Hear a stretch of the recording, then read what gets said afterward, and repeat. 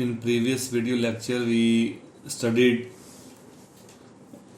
some examples of loss of accuracy. Now we continue few more examples of loss of accuracy which can cause serious problems in computations. I am taking one example. For example, you consider evolution of a function fx which is 1 minus cos x upon x square near 0. So let us take a small number. You can take any small number. 0.40 is 1, and use a calculator to evaluate 1 minus cos x at this point. Let us use 5-digit calculator. So you got 1 minus cos x 0, so fx will be 0.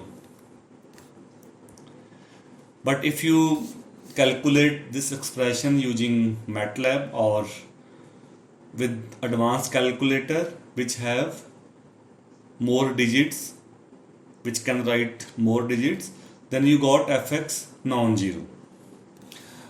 So what we can do in such kind of problem, you can reformulate the expression so that you can avoid cancellation of significant digits. So what we do in example, we for small x we write its Taylor's expansion.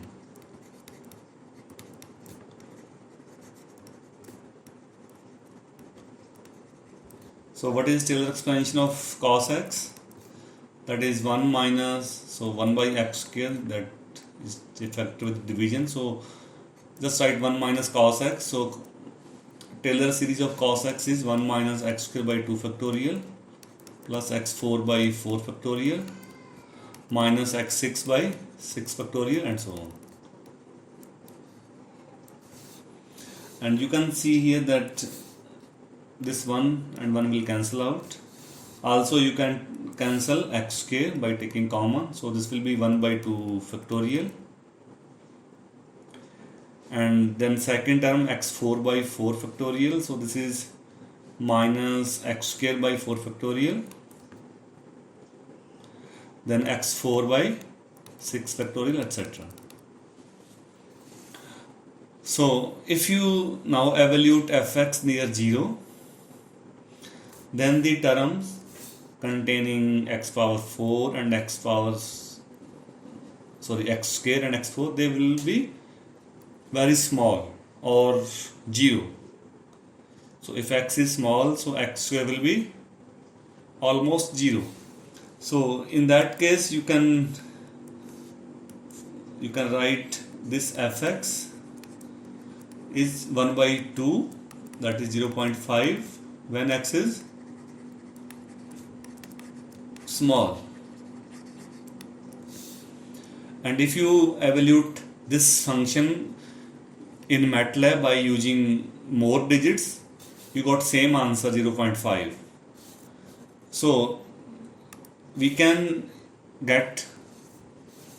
evaluate this function for small x by using Taylor series expansion. And what was loss of significant here? So you had 1 minus cos x So 1 minus cos x. So if x is small, so cos will be almost 1, or you can write it is 0.99 something.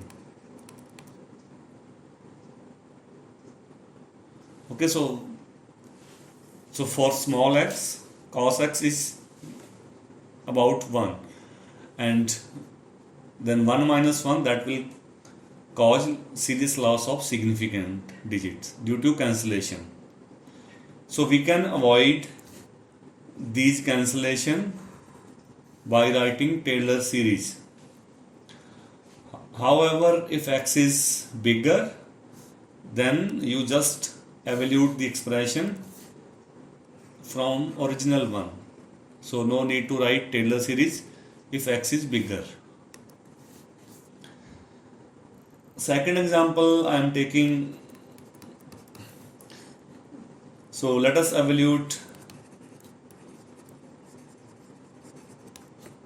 an expression. So z is square root of x square plus y square, and this is an example which tells us how we can avoid overflow.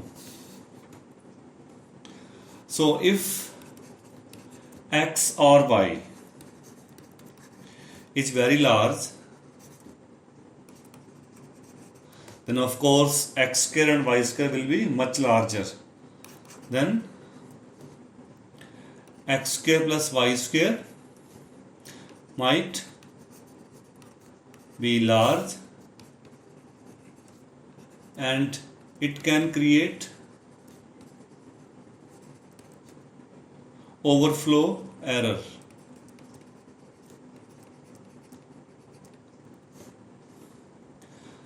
So what we can do in that case, we write this z as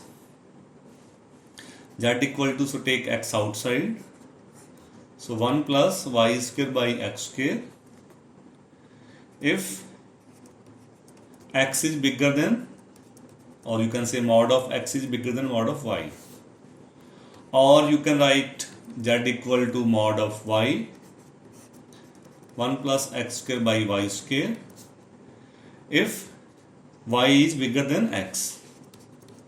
So mod of y is bigger than mod of x. So in that case you can avoid overflow error, as 1 by x now will be small number.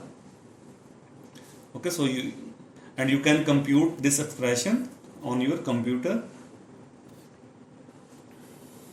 So sometime reformulation help us to evaluate the expression on limited on computer which has a limit on digits, or with a small calculator.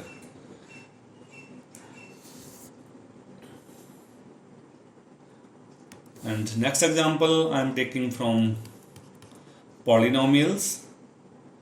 So what you do if you have a polynomial? So we use nesting to write a polynomial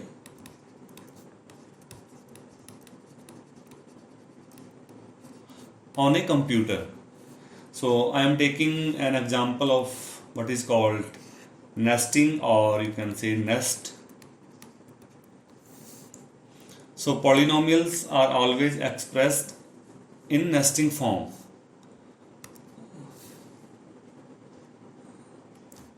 So example is evaluate fx, which is x cube minus 6.1 x square plus 3.2 x plus 1.5 at a point x equal to 4.71 using 3-digit chopping,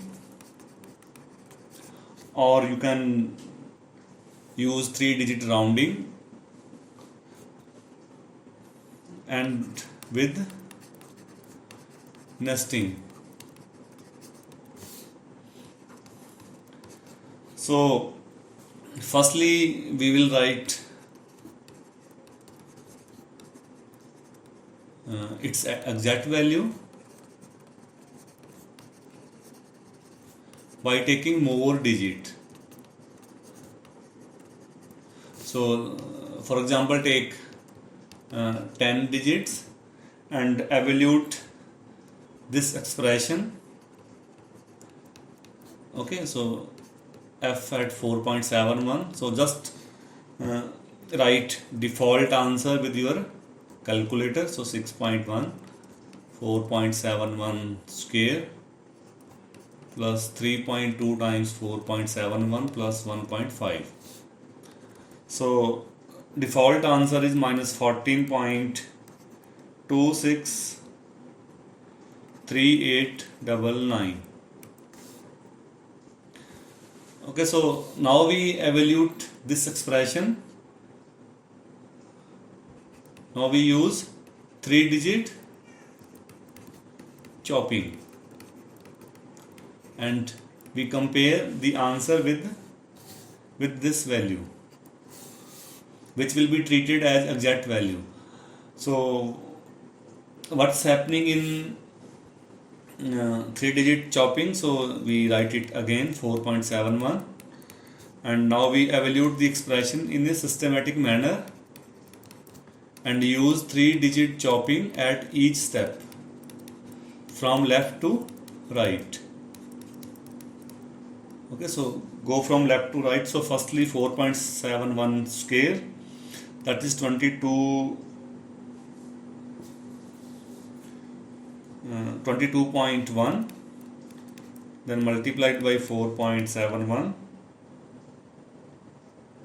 Okay, so minus 6.1, 4.71 square, 22.1, from left to right 15.0 and 1.5. Now multiply first two values. So this is 104 minus 134, then 15.0 plus 1.5. Everything in 3-digit chopping. So firstly add first two. So 104 minus 134.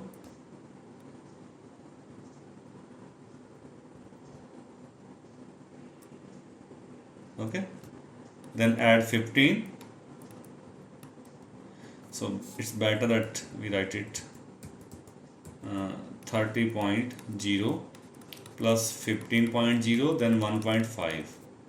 Okay, so then you add first two, which is 15, then minus 15, then 1.5, and your final answer is minus 13.5 in 3-digit chopping.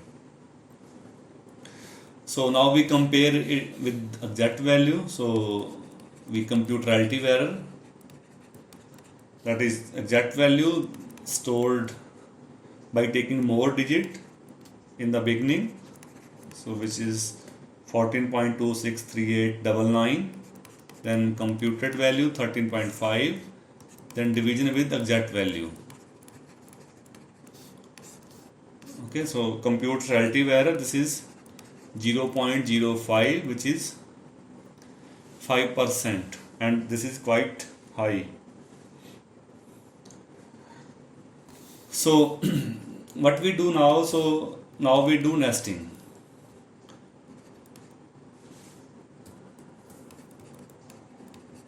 So what is nesting? So we write a polynomial which is x cube minus 6.1 x square plus 3.2x plus 1.5. So we take x common. So first two term can be written as x minus 6.1. Okay, and then take one x outside. Then next coefficient, which is 3.2, and then you write x. So indirectly, so this x So x, that is x cube, then 6.1 x square, and 3.2 x, and then 1.5. And if you compare with the previous one, you can check that we have addition, so additions are same. So one, I'm taking minus as addition, so minus plus plus, so you have 3 plus or minus here. And how many multiplications are there? So one multiplication is here and one here. Okay, so you have only 2 multiplications in this form. But if you see the previous one, this one, then you have, so 4.71, so 1 multiplication, 2 multiplication, 3 multiplications, and 4 multiplication, and of course so one here, so 5. So you did 5 multiplication. But in nesting we have reduced number of multiplications, which are only 2 now. And remember that less arithmetic, less plus minus multiplication division, so less error. And we will see by comparing with true value. So let us again evaluate this expression at 4.71. So now use this nesting form. Okay, so this is nested form. So we are making a nest of brackets. That's why it is called nesting form.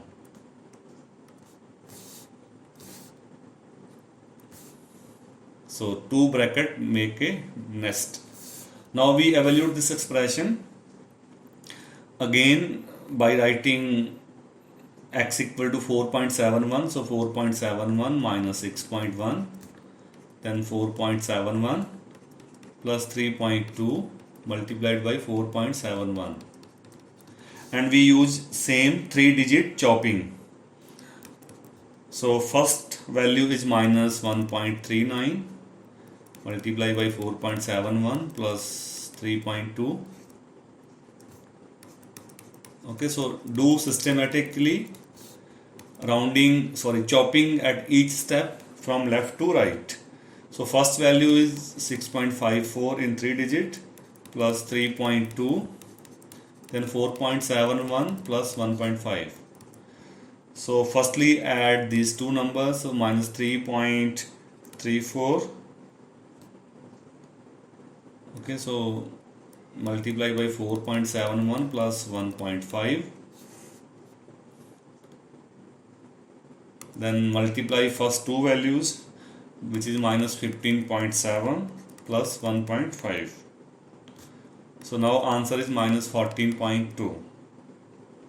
And if you evaluate relative error now, so which is true written in beginning, so true minus approximate division by true. So now our error is approximate 0.0045, so which is 0.45%. So earlier error was 0.005, and now in the same 3-digit chopping, error has been reduced drastically. So if we have a polynomial in computation, so we express polynomials in a nesting form which have reduced number of multiplications. And of course this is a way to express a polynomial in any programming language. So always express a polynomial in nesting form. Now I am taking one more example.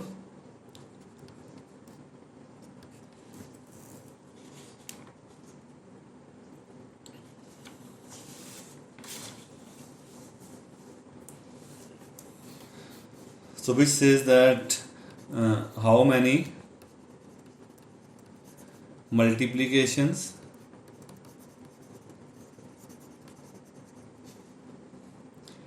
and additions are required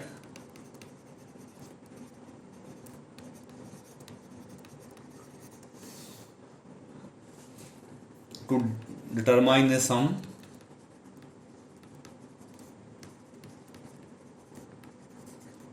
of the form. So you want to evaluate a sum of the form summation I equal to 1 to n, then summation j equal to 1 to I, ai times bj. So how many multiplications and additions are required to evaluate this sum? Also modify this sum to an equivalent form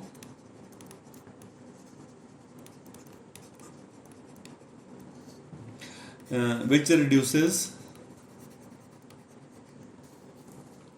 number of computations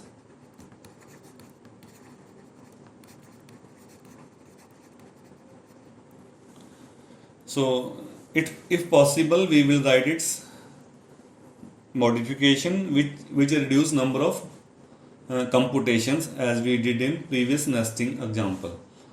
So we want to evaluate a sum of the form which is I equal to 1 to n, j equal to 1 to I, ai, bj. So what is this sum? So for I equal to 1 you have first term a1 b1, okay, then I equal to 2 you have a2 b1 plus a2 b2, and for I equal to 3 you have a3 b1 plus a3 b2 plus a3 b3 and so on. And last term for I equal to n we have an b1 plus an b2 up to an bn.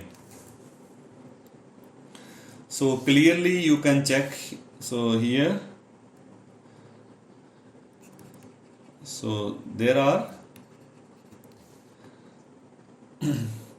so 1 multiplication in first term and 2 multiplication in second, 3 in third, and n multiplication in nth term.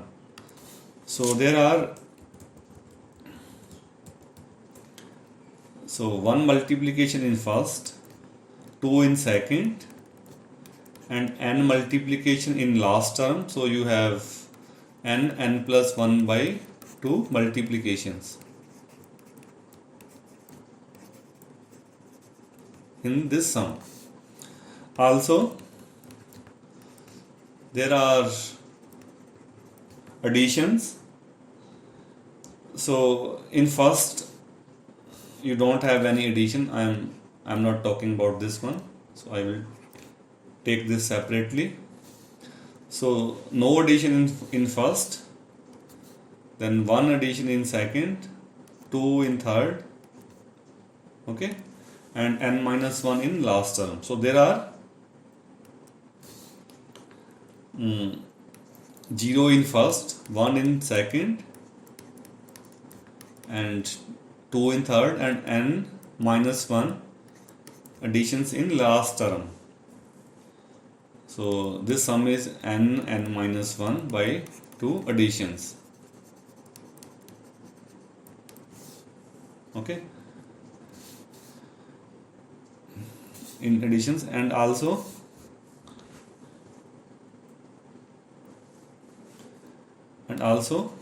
we have 1 addition at each step. So this one.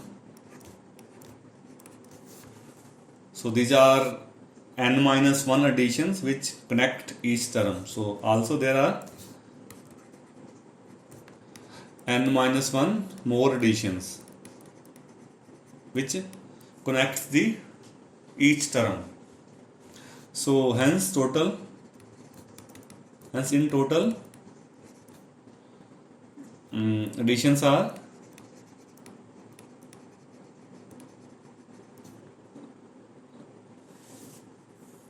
or you can write just. So in total computations are, so add all. So multiplication n plus 1 by 2, addition in each term n minus 1 by 2, then n minus 1 connector additions. So add all, so there are n square plus n minus 1 total computations we have. So this completes the first part, which says that how many multiplications and additions you require to determine this sum. Now we come to second part, which further says that find a modification if possible. So find a modification which reduce computation. So one possible modification is, so you write I equal to 1. So we write that sum again. So which is aibj. So you can write this sum in equivalent form, ai. Okay, so j equal to 1 to I bj. So what is the meaning of that? So we write this sum as, first for I equal to 1 you have a1 b1, I equal to 2 you have a2 b1 plus b2, then I equal to 3 you have a3 b1 plus b2. So firstly add, then multiply. Okay, and in last term you have an b1 plus b2 up to bn. So here sums remain same. So we cannot reduce the number of sums, but now multiplications are,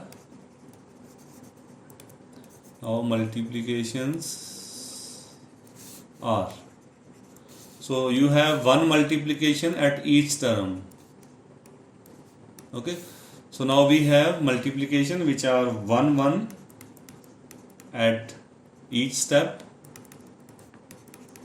So there are total n multiplications, and of course earlier we have n plus 1 by 2, and now you have n. So we have reduced number of multiplications by writing this form.